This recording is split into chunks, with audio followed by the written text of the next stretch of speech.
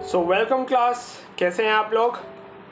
तो हम लोग अब आगे शुरू करते हैं इंडियन पॉलिटी की सीरीज़ में लेक्चर नंबर 5।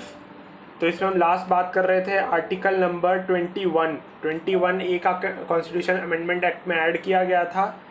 तो उसके आगे फर्दर प्रोसीड करते हैं 21 ए में क्या बताता है। और अगर अभी आप चैनल पर नए हैं तो यार प्लीज़ चैनल को सब्सक्राइब करें एंड साथ ही साथ पीछे के सारे पार्ट्स में ऊपर आपको आई बटन में दे देता हूँ, ठीक है। तो चलिए स्टार्ट करते हैं। 21 ए में क्या है, free and compulsory education for children between 6 to 14 years of age group. तो फ्री कंपल्सरी एजुकेशन कराई गई थी 6 से 14 साल के एज ग्रुप के बीच में गवर्नमेंट इंस्टीट्यूशंस के अंदर। Article 21 also shall not suspend, जैसे मैंने बताया था 20 और 21 ये दोनों के दोनों आर्टिकल्स सस्पेंड नहीं होते इमरजेंसी के अंदर भी, क्योंकि आपको फ्री एजुकेशन देनी है तो सस्पेंड नहीं कर सकते, आपको देनी ही पड़ेगी। चलिए आर्टिकल 22 पर आते हैं हम लोग। आर्टिकल 22 क्या कहता है, it talks about the preventive detention but not more than 3 months। Preventive detention मतलब नजर बंद कर दिया कि आप 3 महीने से ज़्यादा प्रिवेंटिव डिटेंशन नहीं दे सकते।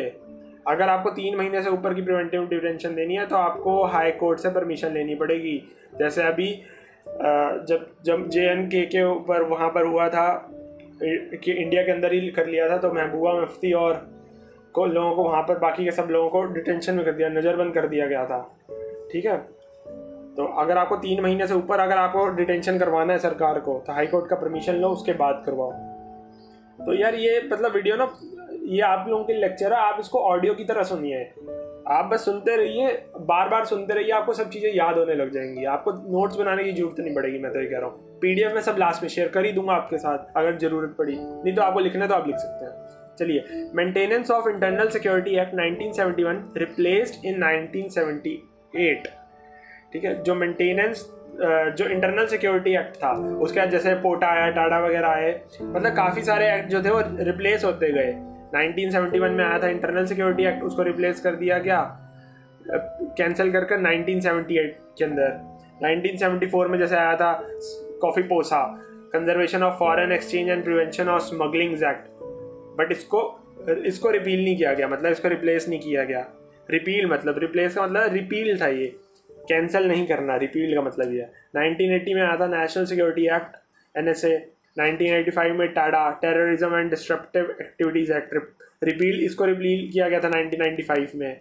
पोटा पर prevention of terrorism act pass by India government but repealed in 2004। तो बहुत सारे एक्ट थे जिनको रिपील किया गया था, 1978 में स्टार्ट हुए थे, लेकिन 1978 तक आते आते 71 से 78 तक आते आते रिपील किए गए थे।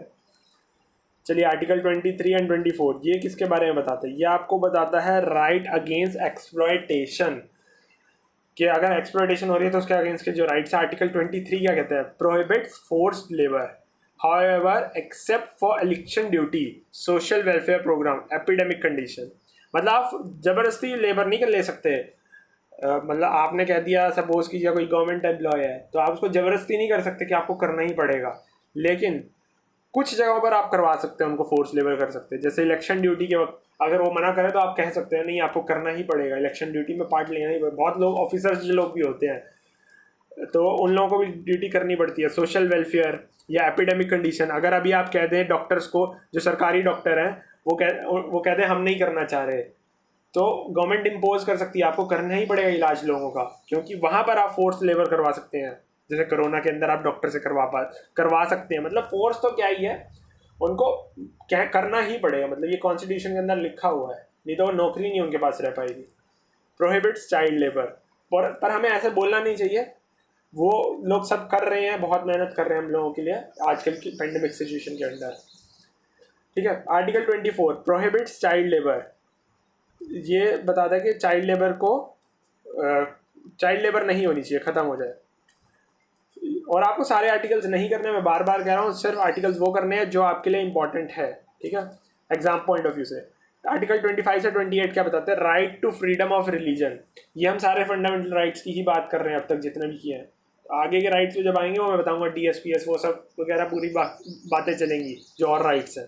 आर्टिकल 25 ये बताता है right to conscience, profess, practice, propagate, मतलब अगर आपका कोई रिलीजन है तो आप उसको फॉलो कर सकते हो, प्रैक्टिस कर सकते हो, प्रचार कर सकते हो अपने रिलीजन के बारे में, ये हमारे कॉन्स्टिट्यूशन के अंदर लिखा है। अगर आप हिंदू धर्म से हैं, मुसलमान धर्म से हैं, क्रिश्चियन धर्म से हैं, जैनिक धर्म से हैं, बुद्धिस्ट धर्म से हैं, तो आप उसको फॉलो कर सकते हो, प्रैक्टिस कर सकते हो, प्रोपोगेट कर सकते हो, उसके लिए आपको कोई पाबंदी नहीं है, because India is a secular country. Article 26 क्या कहता है? Every religious denomination shall have the right to establish and maintain their institution. कि वो हर रिलीजियस डिनोमिनेशन जो है, जितने भी रिलीजन्स हैं, वो कहीं भी एस्टेब्लिश कर सकते हैं कभी भी अपने इंस्टीट्यूशन को, और उनके पास पूरा राइट है उनको मेंटेन करने का भी एस्टेब्लिश के साथ। ठीक है। आर्टिकल 27 क्या कहता है? आर्टिकल 27 कहता है state shall not raise any tax in the name of religion.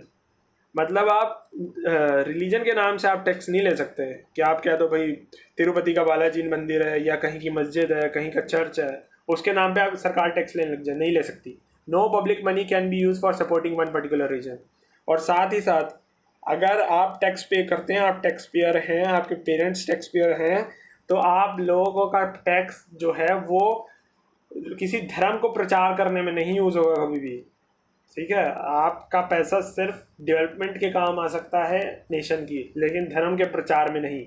Article 28 no religious instructions can be imparted in any government institution. आप कहते हैं पुलिस स्टेशन के अंदर जाकर सिर्फ एक रिलीजन की फ़ोटो लगी हो, आप कहते हैं हिंदू धर्म की फ़ोटो लगी है, भगवान की मूर्ति लगी है, वो लगाने की अपनी श्रद्धा है, लेकिन आप इम्पोर्ट नहीं कर सकते कि वो सरकारी गाइडलाइन है, नहीं।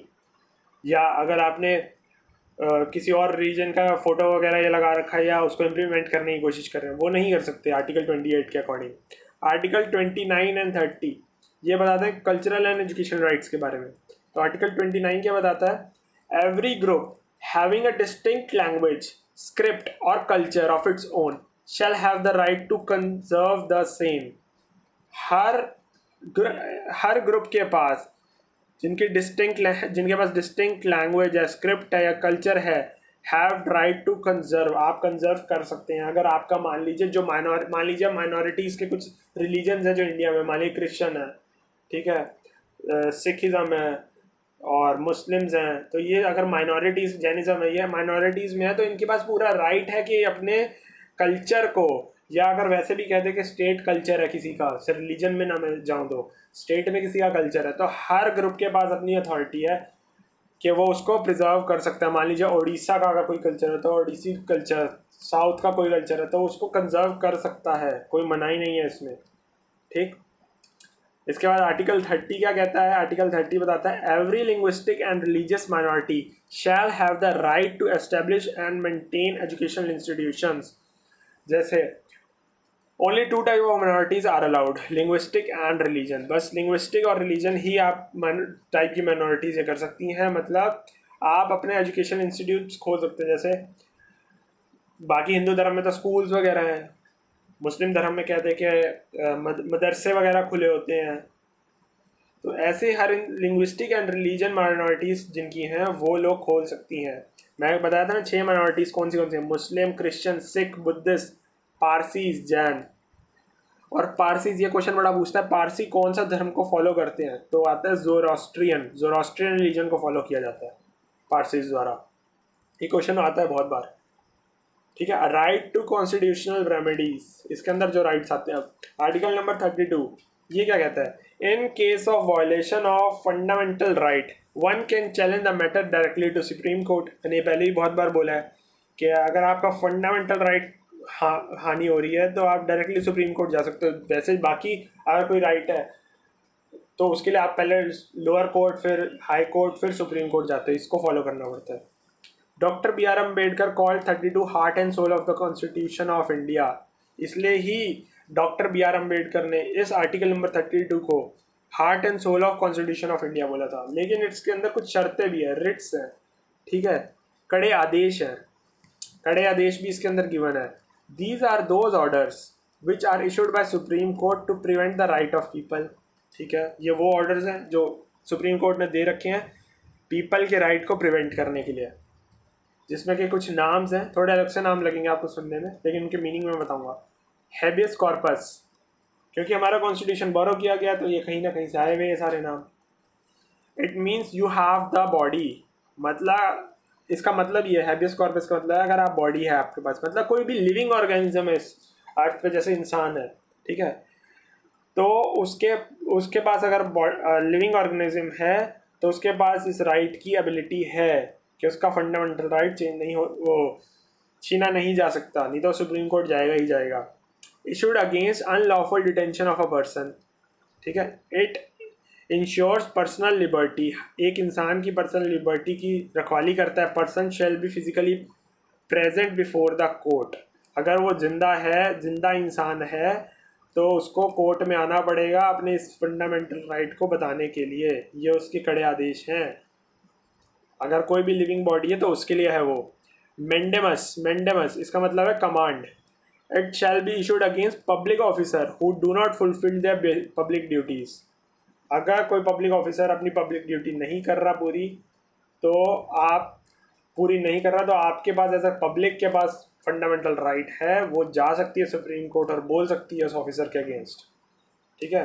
Prohibition means prohibit and forbid, मतलब रोकना। It shall be issued from a superior court to inferior court in order to stop that inferior court from working on a case beyond its jurisdiction. इसका मतलब ये है कि मान लीजिए अगर हाई कोर्ट ने अपनी सीमाओं के अंदर रहते हुए काम किया तो ठीक, अगर जो उसके पास गाइडलाइंस है उतने में वो काम करे तो ठीक है। अगर वो अपनी गाइडलाइन से एक्सटेंड होकर कोई ऐसा फैसला सुना दे जो उसके हाथों में नहीं था लेकिन फिर भी उसने सुना दिया, तो सुपीरियर कोर्ट क्या करेगा? इंफीरियर कोर्ट कौन सा है? High court. सुपीरियर कोर्ट क्या करेगा? जैसे सुप्रीम कोर्ट, तो वो उस फैसले को क्रॉस कर सकता है, कैंसिल, नल एंड वॉइड कर सकता है। तो अगर कोई लोअर कोर्ट जुरिस्डिक्शन अपनी बियॉन्ड इट्स जुरिस्डिक्शन जा रहा है तो उसको सुपीरियर कोर्ट कैंसिल कर सकता है, प्रोहिबिट कर सकता है, ठीक है।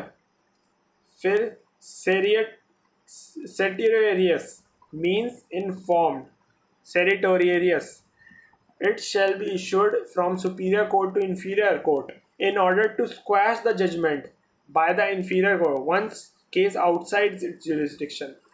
इसमें और इसमें क्या फ़र्क है? इसमें नल एंड वॉइड कर सकता है और इसके अंदर अलाउ नहीं करता हाई कोर्ट को कि अपनी एबिलिटी से ऊपर जाए। मान ले अगर इसमें अगर जाने की कोशिश कर रहा है तो सुप्रीम कोर्ट मना कर देगा हाई कोर्ट को, आप जा नहीं पा सकते। लेकिन अगर हाई कोर्ट इसके अंदर क्या है, आदेश दे दे, फैसला दे दे, तो सुप्रीम कोर्ट उसको कैंसिल कर सकता है। ये इन दोनों में डिफरेंस है, ठीक है। Warranto means by what authority shall be issued against the person who unlawfully occupied public office। मतलब अगर मान लीजिए कोई बंदा कोई ऑफिसर रिटायर हो चुका है लेकिन वो फिर भी आ रहा है ऑफिस, आ रहा है, अपनी गद्दी पे बैठा है, तो भाई ये सही नहीं है, ठीक है। तो उसको सुप्रीम कोर्ट के आगे जवाब देना पड़ेगा कि आप किस अथॉरिटी से अभी भी बैठे हैं जब आप रिटायर हो चुके हैं इस पोस्ट से, ठीक है। तो if a person still continues his post after retirement then it is asked by supreme court from that person, by what authority are you sitting here? Supreme Court as well as High Court both are empowered to issue writs। हाँ, दोनों के पास अपने दायरे में रहकर Ritz को issue करने की एबिलिटीज है। हाई कोर्ट भी रिट्स दे सकता है अगर वो अपने दायरे के अंदर काम कर रहा है, ठीक है।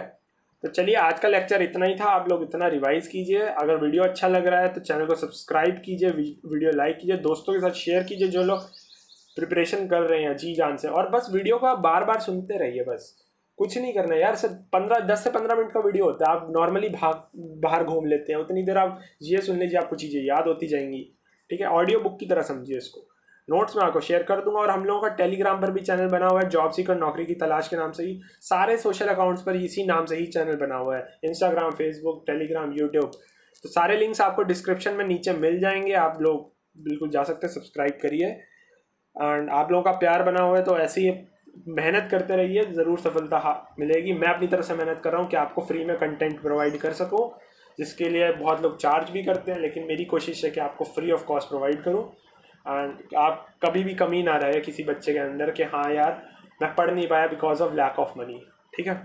चलिए, और best of luck, thank you.